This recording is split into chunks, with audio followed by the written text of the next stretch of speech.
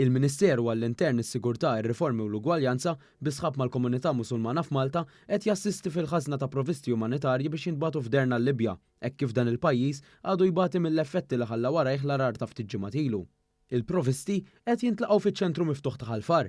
Fi żjara li għamel il-Ministru Bajrin Kamilleri flimkien mal-Imam Mohammed El Sadi u l-Kap Eżekuttiv tal-Awas Clayton Xwiereb kien innotat li fi ftit jiem diġà nġabret ħażna kbira ta' ħwejjeġ, ikel u għajnuna oħra umanitarja.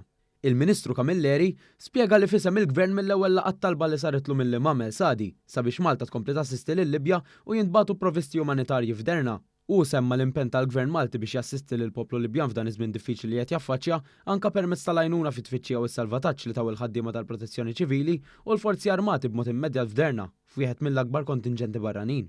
Il-Ministru tembil li semma wkoll li l-impenn tal-Gvern Malti fl-assistenza li jittenata lil-Libja kien anke indikat fl-indirizz tal-Prim Ministru Robert Abela fl-Assembleja Ġenerali tal-Ġnus Magħquda ftit tal-jiem u biex anke stati akbar jassistu lil-Libja kif fil-fatt qed tagħmel Malta. Min-naħa tiegħu l-Imam Mohammed El Sadi semma lill-komunità Musulmana iggrata lejn il-mod ta' kif il-Libja għenet lill-Musulmani f'Malta tul is-snin u għalhekk issa qed isibu l-għajnuna lura.